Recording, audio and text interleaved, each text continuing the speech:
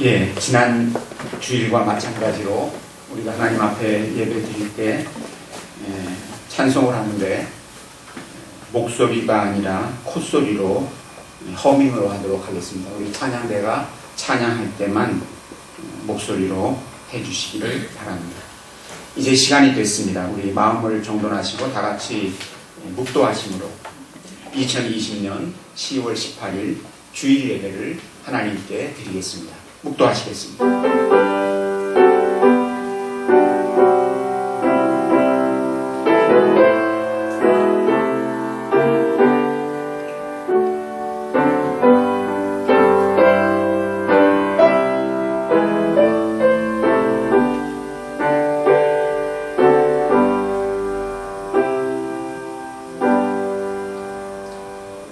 그러므로 형제들아, 우리가 예수의 피를 힘입어 성소에 들어갈 담력을 얻었나니 그 길은 우리를 위하여 휘장 가운데로 열어놓으신 새로운 살 길이요 휘장은 곧 그의 육체니라.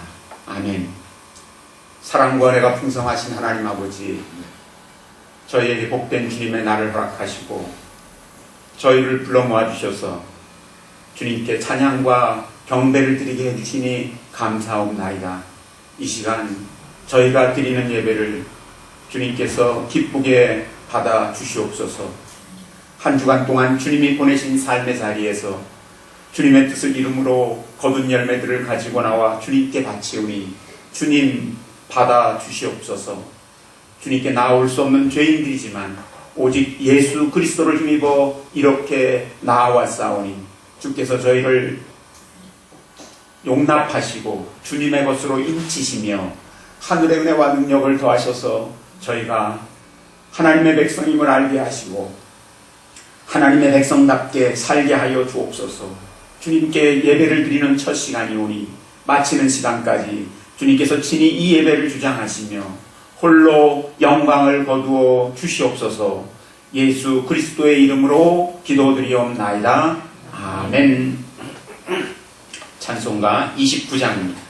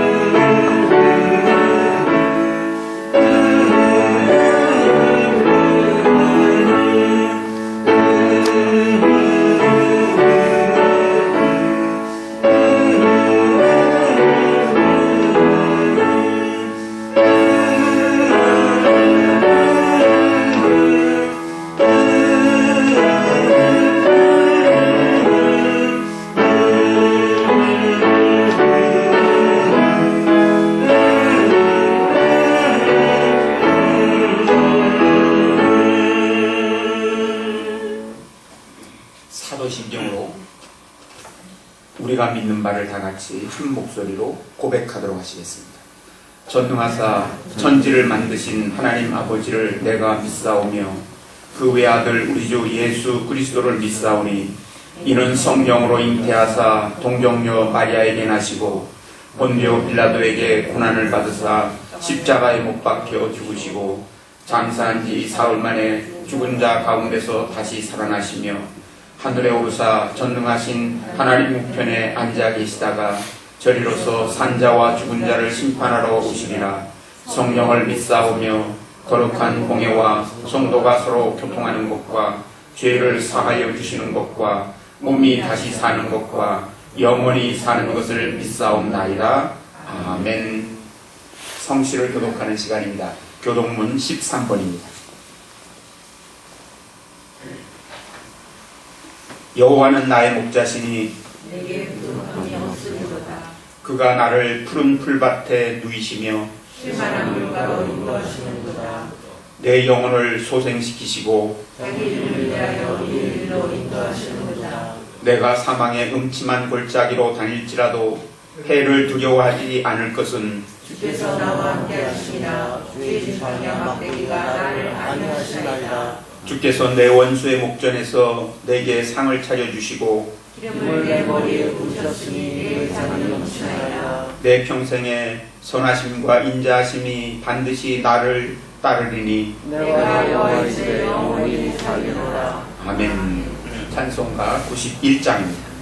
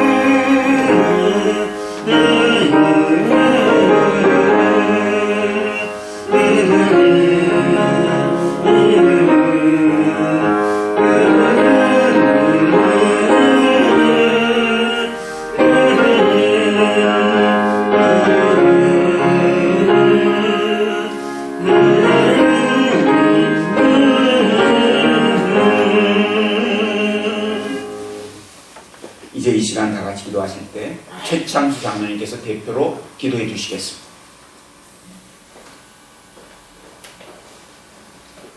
드리겠습니다. 삶의 주관자이시며 인도자이신 창조자 하나님께 감사함으로 기도를 올립니다. 주의를 지키지도 못하고 예배와 찬양을 힘껏 드리지 못한 저희들의 삶을 아시지요. 저희들 비대면으로 또는 적은 수의 교인들이 함께 모여 주님을 찬양하고 예배드리는 현실 속에서도 감사하며 주님께 나아갑니다. 이 시간 주님이 함께 하시어 정한 마음으로 신령과 진정으로 예배에 참여하게 하시고 주님 영광 홀로 받으시옵소서. 오늘도 함께 하시는 주님, 예선의 믿음의 가족들이 서로 비방하며 수군거리며 혈기 부리며 살아온 날들을 회개합니다.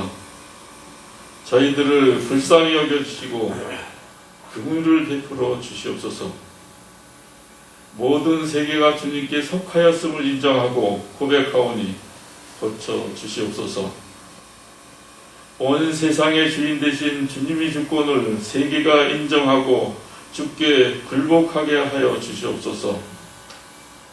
우한 폐렴으로 인한 고난을 지혜롭게 극복할 수 있도록 도와주시고 현실에 매이지 않게 하시고 철저한 위생관리로 극복할 수 있도록 삶을 허락하여 주시옵소서. 매일매일 출근하는 직장인들과 등교하는 학생들의 건강을 지켜주시옵소서. 부모님들이 이 어려운 시기에 주님을 만나게 하시고 기도하게 하옵소서. 특별히 어려움을 겪고 있는 소상공인들과 청년들을 기억하시고 힘을 잃지 않도록 인도하여 주옵소서. 오늘 이 예배 속에 함께 하시는 주님, 우리의 자녀들을 지켜주시고 주님을 깊이 만나는 시간이 되도록 인도하여 주옵소서. 믿는 자에게 복을 더하셔서 성령을 더욱 사모하는 심령을 허락해 주시고 성령과 함께 동행하는 저희가 되게 하여 주옵소서. 주께서 이 모든 상황들을 인도하여 주시고 주관하셔서 걱정과 근심의 변하여 감사와 찬송이 되게 역사하여 주옵소서. 사랑의 하나님, 단위에 세우신 목사님과 각 부서 목사님들 늘 성령 충만하게 하시고 동일한 은혜를 함께 해주시옵소서. 오늘 전해주시는 말씀 속에 보혜사 성령님이 함께 하시어 하나님의 말씀이 주는 큰 기쁨과 감격 있게 하여 주시옵소서. 말씀 따라 살게 하시고 거룩함과 지리를 쫓아 살게 하여 주시옵소서. 주님께 간구합니다. 각 처소에서 주님께 홀로 기도드리는 노 권사님들을 찾아가 위로하고 지치지 않게 힘과 능력 주시옵소서. 또 새로운 가정 꾸리는 우리 목사님 가정이 있습니다. 맑은 날씨와 청청한 날씨 주셔서 감사드리며 그 가정은 주님께 맡아 주관하시고 삶에 어려움이 없게 하시고 주님만 섬기는 귀한 가정이 되도록 축복하여 주시옵소서. 주님, 아기를 갖기 원하는 젊은 부부들을 축복하셔서 태의 열매를 주시옵소서. 주님이 주신 태의 열매를 주께서 보호해 주시고 하나님의 자녀로 키우는데 부족함이 없도록 지혜와 능력도 함께 주시옵소서. 오늘도 각 부서와 처소에서 드리는 예배를 기쁘게 받아주시고 예배하는 모든 가정이 말씀으로 회복되는 역사가 있게 하여 주시옵소서. 예배를 돕고 섬기는 이들, 함께 예배하는 모든 이들 위해 성령께서 역사하셔서 모든 삶에 참 평안이 넘치게 축복하여 주시옵소서. 저희 예배를 바치는 하나님을 찬양하며 나사렛 예수 그리스도 이름으로 감사하며 기도드렸사옵나이다. 아멘.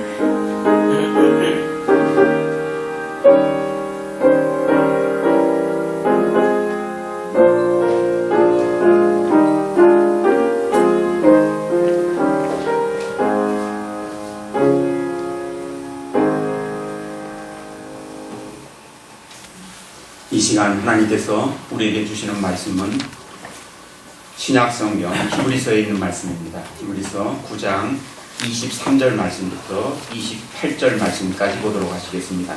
제 성경으로는 신약성경 362쪽에 나옵니다.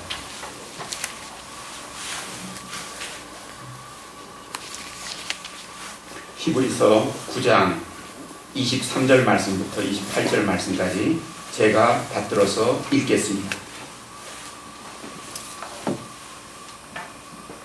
그러므로 하늘에 있는 것들의 모형은 이런 것들로서 정결하게 할 필요가 있었으나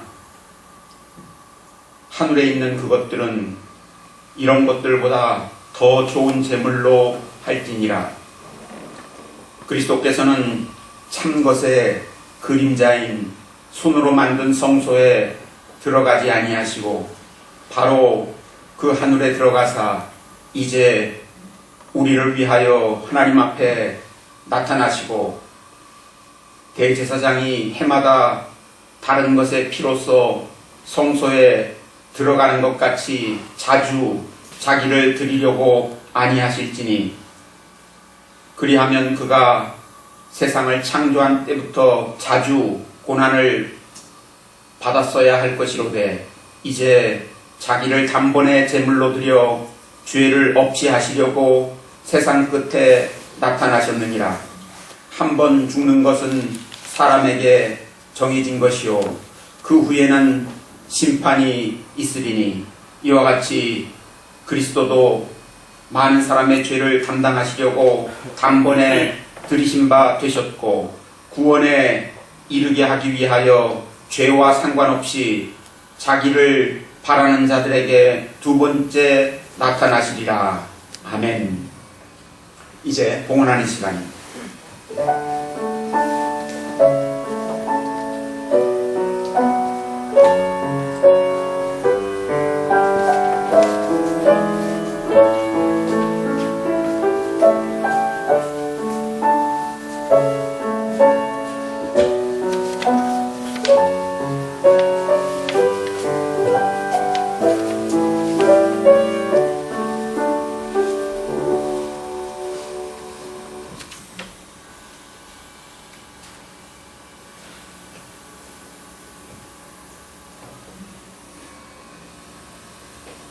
우리 같이 봉헌의 기도 드리겠습니다.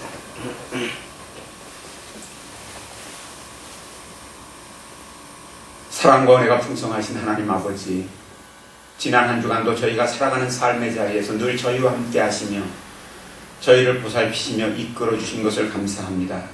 거룩한 주일을 맞이하여 주님께 예배 드리러 나올 때 주님께서 주신 것 가운데 일부를 따로 떼어놓았다가 이렇게 가지고 나와서 예물로 바치오니 주님 기쁘게 받아 주시옵소서. 저희가 이 예물에 저희의 마음을 담았사오니 주께서 이 예물 받으실 때 저희 마음을 받아주시고 저희를 주님의 것으로 여기셔서 주님의 뜻을 이루는 데 모두 사용하여 주시옵소서. 자신이 얻은 것 가운데 10의 하나를 구별하여 주님께 드림으로써 그 모든 것들이 다 주님께서 베풀어 주신 것임을 고백하는 성도들에게 하나님의 백성으로서 하나님의 나라와 그 의를 추구하는 삶을 살아가며 조금도 부족한 것이 없게 하여 주옵소서. 한 주간 살면서 주께서 베풀어 주신 크신 은혜를 경험하고 그 은혜에 감사하는 마음으로 귀한 예물 드린 사랑하는 성도들이 싸우니 기뻐 받으시고 영광을 거두어 주옵소서.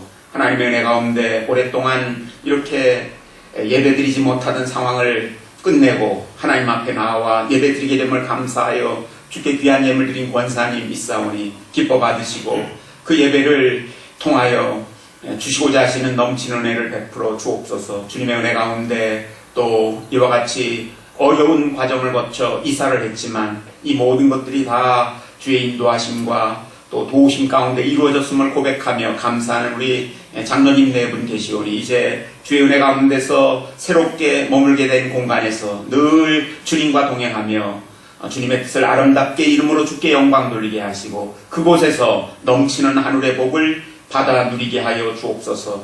주님의 은혜 가운데 또 이렇게 참 사랑하는 이를 만나서 그리스도 안에서 연합하여 부부가 되고 결혼하게 됨을 감사하여 주님께 귀한 예물 드린 목사님 가정이 있사오니 아버지 하나님께서 기뻐 받으시고 그들에게 넘치는 은혜를 더하셔서 가는 길을 늘 주님의 보호하심 가운데 지켜주시고 또한 하나님의 뜻을 능력 있게 이룰 수 있도록 만들어 주셔서 영광 거두시고 그들에게 은혜와 복을 풍성히 베풀어 주시기를 간절히 원하옵나이다. 범사에 감사함으로 주께 귀한 예물 드린 많은 성도들이 있사오니 아버지 하나님께서 그 귀한 예물들을 받으시고 계속해서 능력으로 그들의 삶 가운데 함께 하셔서 주님의 뜻을 헤아리게 하시고 그 뜻을 온전히 이루어감으로 하나님께 영광 돌리게 하시며 하나님께 영광 돌리는 사람들에게 약속하신 복을 내려주시기를 원하옵나이다. 복음을 땅끝까지 전파하는 데 참여코자 선경금을 드리며 주님의 사랑을 이웃과 함께 나누고자 구제헌금과 장헌금을 드린 손길들이 있사오니 기뻐 받아 주시옵시고 그 물질이 사용될 때 복음이 전파되게 하시고 주님의 사랑이 베풀어지게 하여 주옵소서. 거룩한 주일날 주님께 예배 드리러 나왔기에 주일헌금 드려 자신을 주님께 바치는 표로 삼사오니 주님께서 드린 이들을 다 주의 것으로 삼아 주옵소서. 이 시간 귀한 것을 주님께 드리고 싶은 간절한 마음은 있지만 어려운 형편 가운데 따로 예물을 준비하지 못하니가 혹시라도 있사옵거든 위로하시며 그들이 그 마음 드릴 때 기쁘게 받아주시며 그 형편을 살피셔서 필요한 것들 모자라지 않도록 채워주시며 하나님 기뻐하시는 일을 마음껏 감당할 수 있는 날이 속히 이르게 하여 주옵소서. 이 시간 저희가 저희 자신을 주님께 드렸사오니 일주일의 삶이 주님께 드려진 자들로서 주님께서 이 땅에서 펼쳐가시는 구원의 역사에서 제 몫을 다함으로 하나님께 영광 돌리게 하옵소서. 감사하옵고 우리 주 예수 그리스도의 이름으로 기도드리옵나이다. 아멘. 이제 이 시간 우리 할렐루야 찬양대의 찬양이 있겠습니다.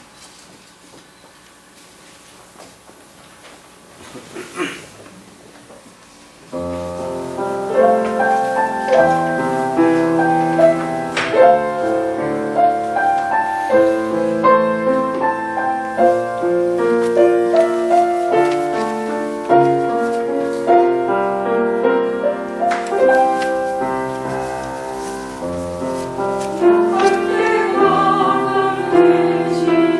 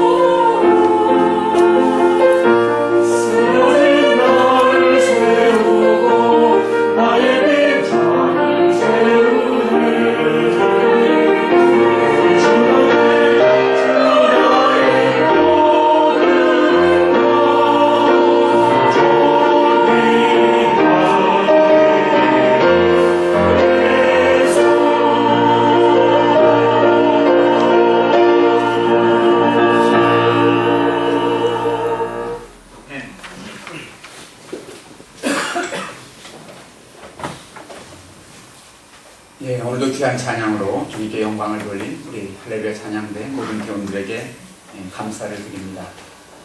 우리 장로님이 하나님께 간절히 구하신 것처럼 여러 가지 제한 속에서 우리가 예배를 드리지만 오로지 영과 진리로 예배 드림으로 하나님께 영광 돌리고 하나님의 풍성하신 은혜를 함께 받아 누리는 귀한 시간 될 수 있기를 주님의 이름으로 축원합니다. 우리가 지난 주일날 참 귀한 말씀을 함께 나누었습니다. 하나님께서는 우리에게 영원한 구원을 베푸시겠다고 약속하셨습니다. 그렇죠? 그 약속은 반드시 이루어집니다. 누구의 약속이기 때문이죠? 하나님의 약속이기 때문입니다. 그런데 그 하나님께서는 맹세하시면서까지 약속을 하셨습니다. 사람들의 맹세는 허풍과 거짓으로 드러나는 경우가 많죠. 근데 하나님의 맹세는 반드시 그대로 다 그 모습을 드러낸다는 것을 우리는 확신합니다. 자, 근데 하나님은 자기보다 더 높으신 이가 없기 때문에 자신을 가리켜 맹세하셨죠. 그런데 그 맹세가 삼위일체 하나님의 한 분이신 예수 그리스도를 통하여 구체적으로 실현이 되었습니다. 그래서 오늘의 말씀은 이 약속의 성취이신 예수 그리스도에 대해서 히브리서가 말하는 말씀들을 같이 나누면서 우리가 정말 이 약속의 성취이신 예수 그리스도를 믿는 믿음으로 하나님 앞에 나아가는 자가 되는 그러한 귀한 시간이 됐으면 좋겠습니다. 자, 오늘의 말씀을 잘 보시면 평상시 접하던 내용과 다르기 때문에 조금 당황하실 수가 있겠습니다. 근데 조금 유심히 읽어보게 되면 그 내용 자체가 어려운 내용은 아닙니다. 자, 제가 한번 본문의 말씀을 여러분이 얼마나 정확히 읽었는가를 살피기 위해서 한번 여러분에게 질문을 해볼 테니까 여러분 스스로 답해 보시기 바랍니다. 본문에 성소가 나오죠? 성소. 그렇죠? 근데 그 성소가 본문에 두 가지가 나옵니다. 성소가 하나가 아니에요. 성소에 대해서 말하고 있는데 여기 나오는 성소는 두 가지입니다. 자, 여기 볼 것 같으면 두 성소 무엇과 무엇이죠? 하늘에 있는 성소가 있고 그 다음에 또 무슨 성소가 있습니까? 땅 위에 있는 성소. 성소는 하나밖에 없는 게 아니라 둘이 있어요. 하늘의 성소가 있고 땅의 성소가 있습니다. 우리가 구약 출애굽기에 보면 하나님께서 출애굽한 이스라엘 백성들을 광야로 이끄셔가지고 시내산에 이르게 하시죠. 그 시내산에서 하나님께서는 누구를 산으로 오르게 만드시죠? 모세를 산으로 오르게 만드시죠. 모세는 산 위에서 40일 동안 머물렀습니다. 40일 동안 머물면서 하나님께서는 모세에게 무엇을 주셨습니까? 무엇을 주셨죠? 율법을 주셨습니다. 계명을 주셨습니다. 그래서 우리는 십계명을 위시한 계명들 모세가 시내산에서 하나님께 받은 것임을 잘 알고 있습니다. 근데 모세가 시내산에 올라갔을 때 계명만 하나님께 받았을까요? 또 하나 너무나 중요한 것을 접하게 하셨습니다. 뭘까요? 여러분, 시내산에 올라간 모세가 하나님께 계명을 받은 것 이외에 또 한 일이 무엇이죠? 우리가 이 점은 잘 주목하지 못하는 경우가 많은데 모세에게 하나님께서 하늘의 성소를 다 보여주셨어요. 그렇기 때문에 십계명하면 계명만 떠올릴 것이 아니라 하늘의 성소를 본 것을 같이 떠올리셔야만 합니다. 하나님께서는 모세에게 말씀하시죠. 모세야, 하늘의 성소를 보거라. 모세가 하늘의 성소를 봅니다. 보았느냐? 예, 보았습니다. 자세히 보아라. 40일 동안 머물러 있었으니까 정말 자세히 보았겠죠. 그러면서 하나님께서 모세에게 말씀하십니다. 네가 하늘의 성소를 자세히 보았으면 이제 너희 백성 가운데로 내려갔을 때 내가 본 그대로 뭘 지으라고 명령하셨죠? 성소를 지으라고 명령하셨습니다. 그래서 모세가 이스라엘 백성들의 헌신을 다 합해가지고 지은 집이 뭐죠? 그게 바로 성소예요. 지상에 있는 성소예요. 그래서 오늘 본문에 볼 것 같으면 지상에 있는 성소는 하늘에 있는 성소의 모형이라고 되어 있습니다. 그렇죠? 또 모형이라고 되어 있고 여기 지금 또 하나 다른 표현을 여기 24절에서 쓰고 있는데 지상에 있는 성소는 하늘의 성소의 모형이요 또한 그림자라. 그림자. 지상의 성소는 하늘의 성소와 뗄래야 뗄 수 없어요. 근데 지상의 성소는 모형이요 그 자체가 그림자에 지나지 않습니다. 그런데 이 지상의 성소를 하나님께서는 하나님의 집이라고 선언하셨습니다. 그래서 하나님의 백성들이 하나님을 뵙기 위해서는 어디로 가야만 했습니까? 그 성소로 가야만 했습니다. 또 하나님께 예배드리기 위해서는 어디에서 예배를 드려야 했죠? 성소에서 예배를 드려야 했습니다. 또 하나님께서 베풀어 주시는 은혜를 받으려면 어디서 받아야 했죠? 성소를 통해서 받아야만 했던 것입니다.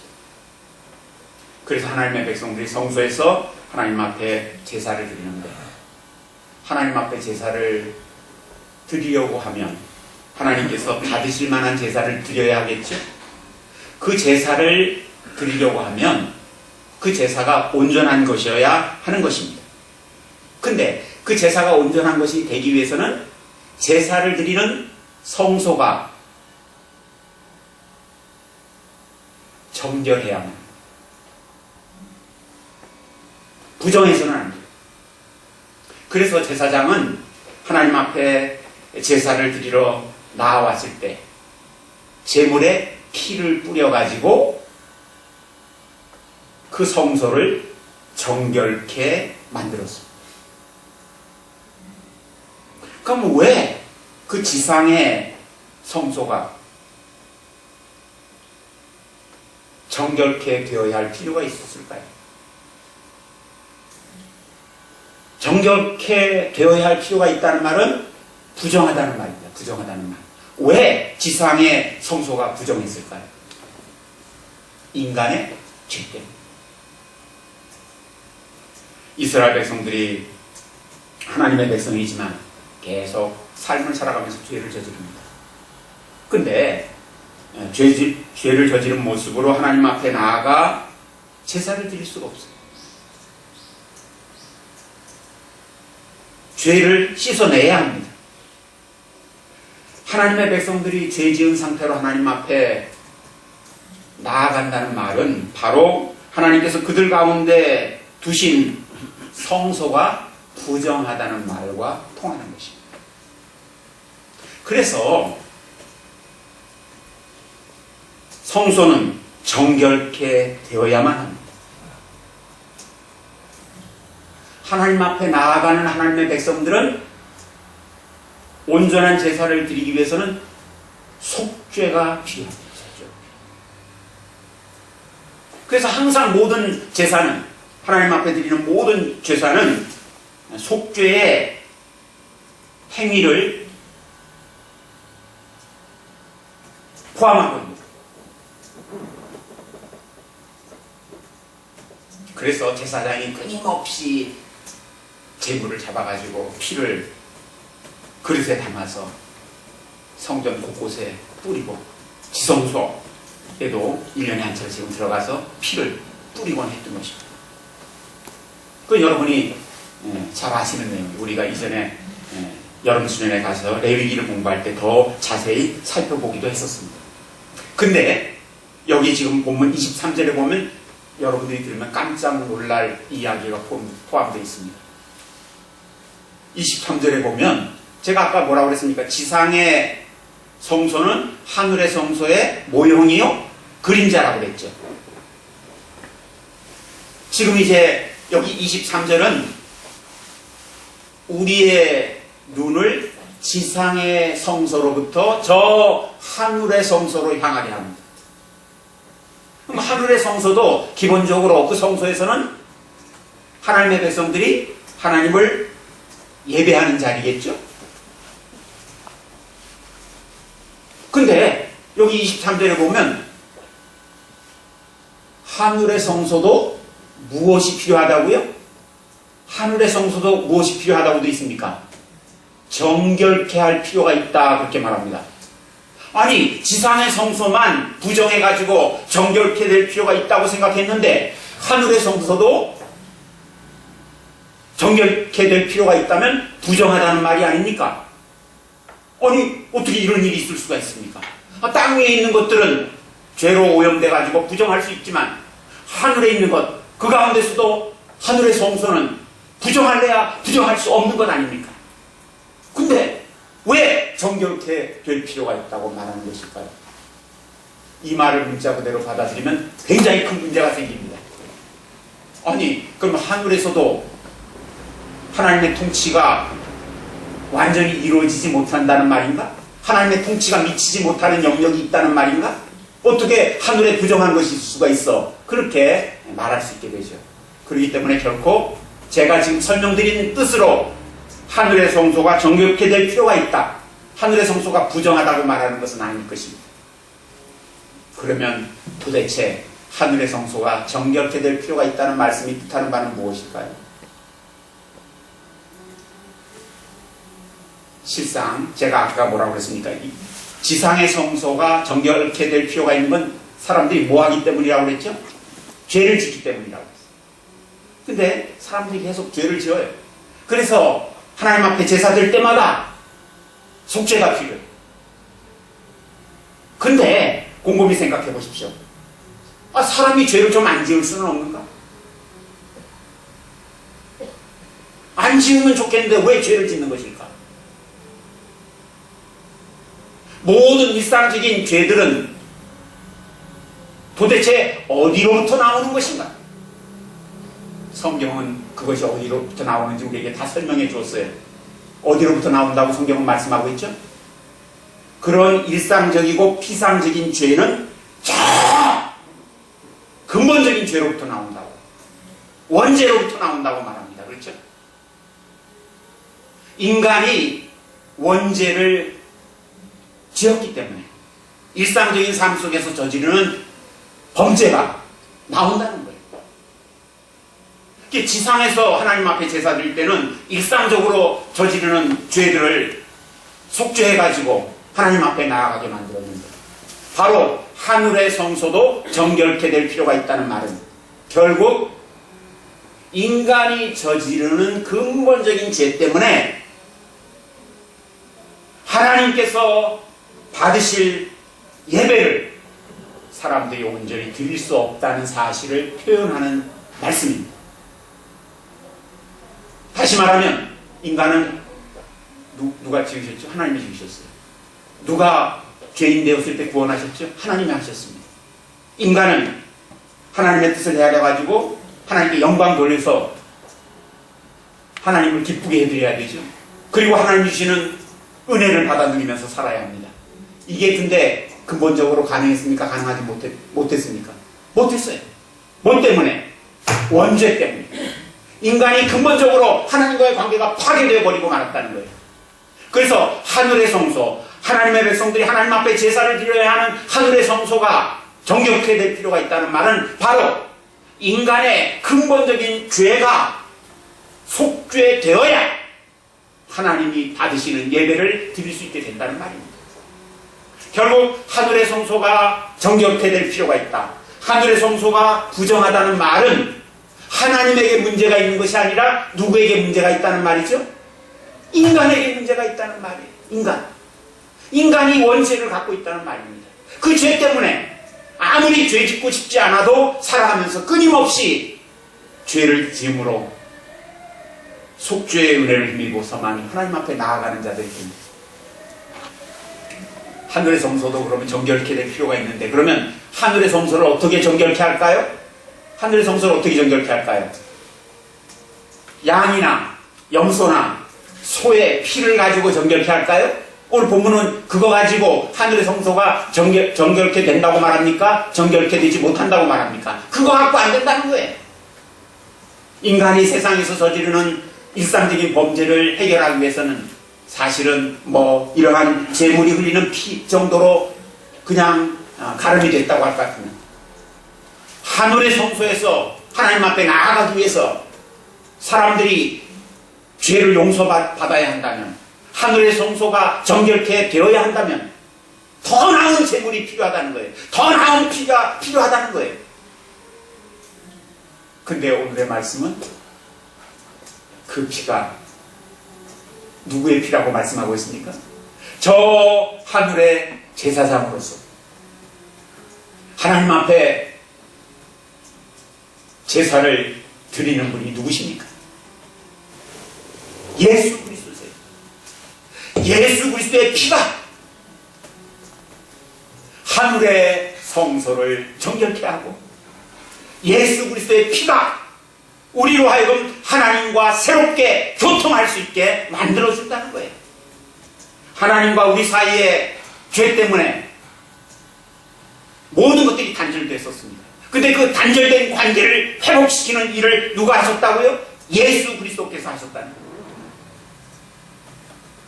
그럼 도대체 예수 그리스도가 누구이기에, 무엇을 하셨기에 이렇게 하늘의 성소를 정결케 했는가? 우리로 하여금 영원한 속죄가 가능하도록 만들어 놓으셨는가?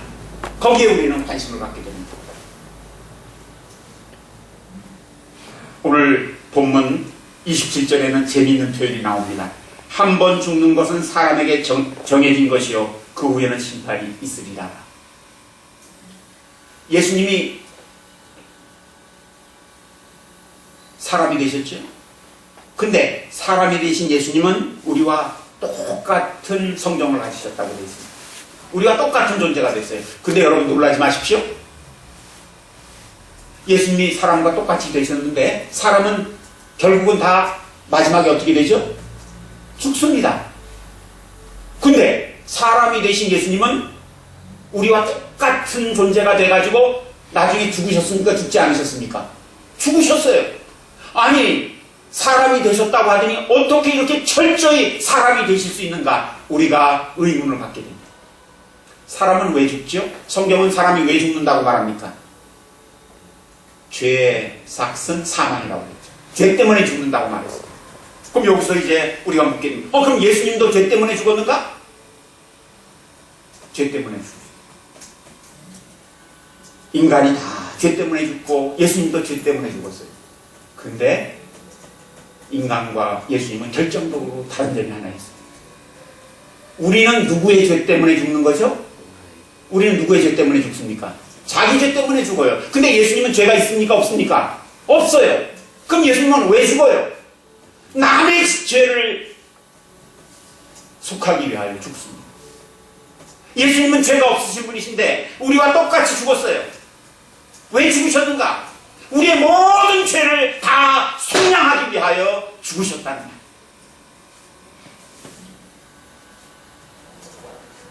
예수님께서 십자가에 못 박히셔가지고 살이 찢기시면서 흘리신 그 피가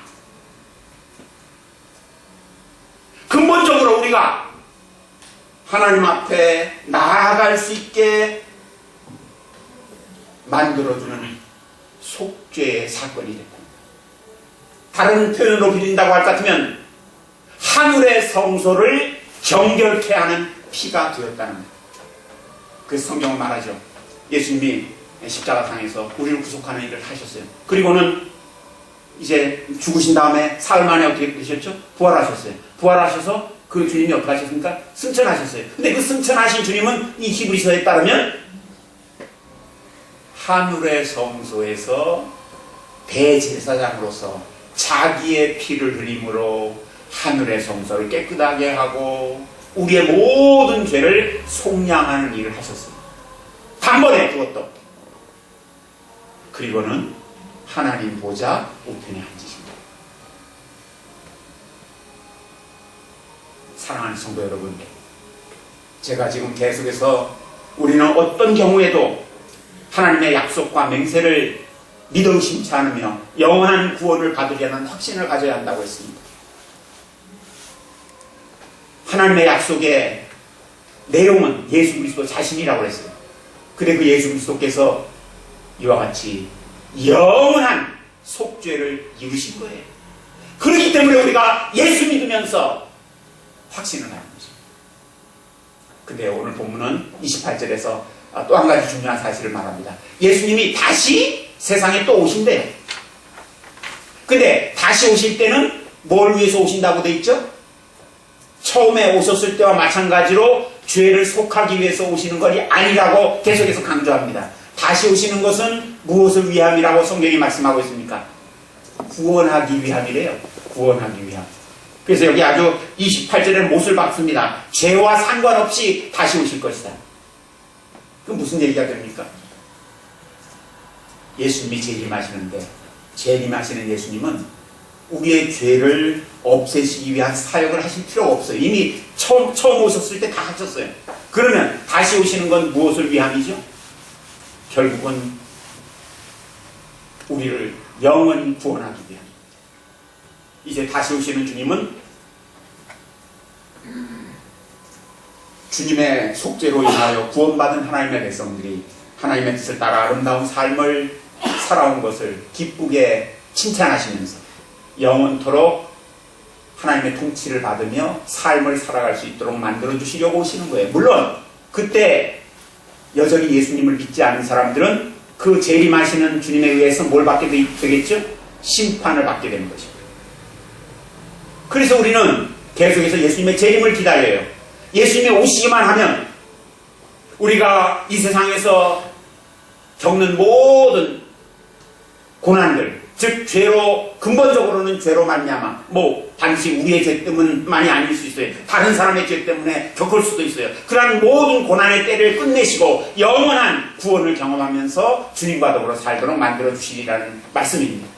그래서 오늘 본문의 내용을 잘 살펴보면 처음에 오시는 것은 속죄를 위하며 두 번째 오시는 것은 우리로 하여금 영원한 구원을 이제 베푸시기 위함입니다. 그러면 오늘 우리가 살아가는 삶 속에서 소망은 누구에게 있을 수밖에 없죠? 예수 그리스도에게 있을 수밖에 없어요. 그 예수 그리스도가 나의 삶의 가장 근본적인 문제, 죄를 다 없애주셨고 이제는 내가 하나님과 교통하는 삶을 살아가는 자가 되었으며 영원토록 주님과 더불어 살기에 합당한 자가 되도록 만들어 주실 것입니다. 우리는 이미 무엇을 경험한 사람들이죠? 세상에 처음 오셔서 속죄 행위를 다 하신 예수님을 다 알고 믿는 사람들이에요. 그럼 우리 앞에 놓여있는 것은 무엇밖에 없죠? 재림하셔서 우리로 하여금 영원한 구원을 영원토록 경험하면서 삶을 살아가는 일밖에 남아있는 것이 없습니다. 이미 그리스도의 속죄로서 죄를 다 속량받고 주의 백성으로서 하나님을 섬기며 살아가는 우리들, 주님이 다시 오시기만 하면 영원한 구원을 받는데 우리가 무엇을 두려워하면서 세상을 살아가겠습니까? 비록 이런저런 일들이 가끔씩 우리를 괴롭히지만 그런 것들은 결코 우리를 쓰러뜨릴 수 있는 것들이 아닙니다. 우리는 영원한 구원을 이미 약속받은 사람들입니다. 이제 때가 되면 우리 주님 오셔서 우리가 약속된 구원이 다 성취되는 것을 경험하고 주님과 더불어 영원한 삶을 누리게 될 것입니다. 사랑하는 성도 여러분, 약속의 성취자는 예수 그리스도밖에 없음을 꼭 기억하시고 예수 그리스도를 굳게 붙들고 삶을 살아가는 주의 백성 될 수 있기를 주님의 이름으로 축원합니다. 예수 때문에 죄를 용서받고 예수 때문에 생명 얻어 영원토록 주님과 더불어 살아가는 하나님의 백성들 여러분들을 축하하면서 계속해서 믿음 생활 잘 해나가는 복된 성도들이 될 수 있기를 주님의 이름으로 축원합니다. 기도하시겠습니다. 사랑과 은혜가 풍성하신 하나님 아버지 참 감사합니다. 주님께서 저희를 불쌍히 여기셔서 예수 그리스도의 보배로운 피로 속죄의 은혜를 입게 하시고 깨끗해진 하늘의 성소에서 늘 하나님을 예배하는 자들로 삶을 살게 만들어주시니 감사합니다.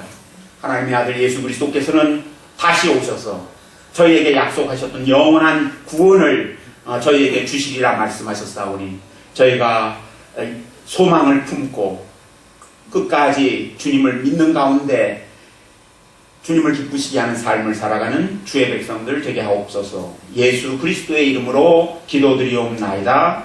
아멘. 찬송가 435장입니다.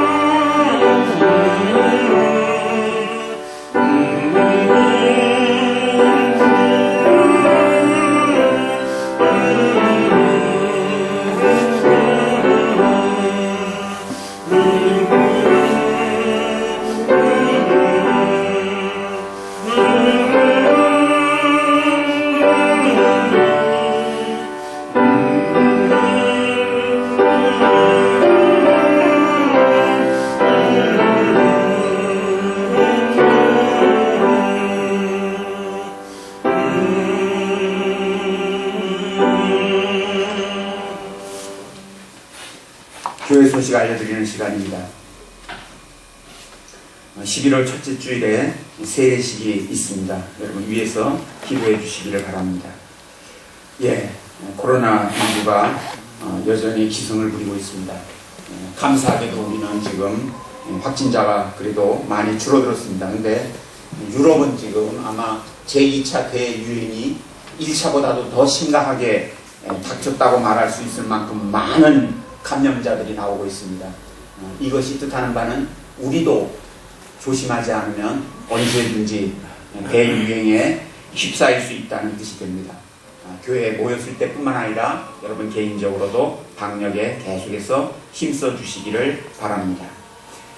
우리가 오늘 이렇게 또 1, 2부 나눠서 예배 드리는데 문자 연락이 특별히 가지 않으면 전주와 똑같이 예배를 드린다 그렇게 생각하고 계시면 되겠습니다.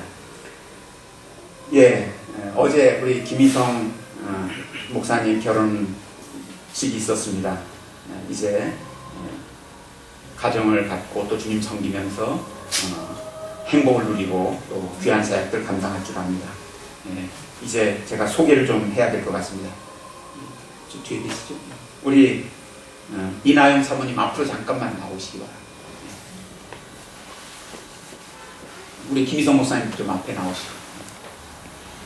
지금 코로나19 때문에 많은 분들이 또 이제 축하해 주고 싶어도 축하해 주지 못했습니다. 오늘 이제 어제 결혼한 우리 두 분 나오셨는데 여러분 또 박수로 환영해 주시길 바랍니다. 우리 김희성 목사님과 이나영 사모님이십니다. 우리 박수로 좀 감사합니다. 들어가 주시면 되겠습니다. 예, 사실 주일날 너무나 기쁜 일이기 때문에 교우들에게 식사 대접을 하고 싶어 하셨는데 지금 때가 때여서 식사 대접 못 해드립니다. 그래서 교우들에게 감사한 마음으로 작은 선물들을 준비했다고 하니까 가시면서 하나씩 받아가지고 가시면 좋겠습니다. 다른 광고사항 있습니까? 없으시면 찬송가 1장 부르시겠습니다.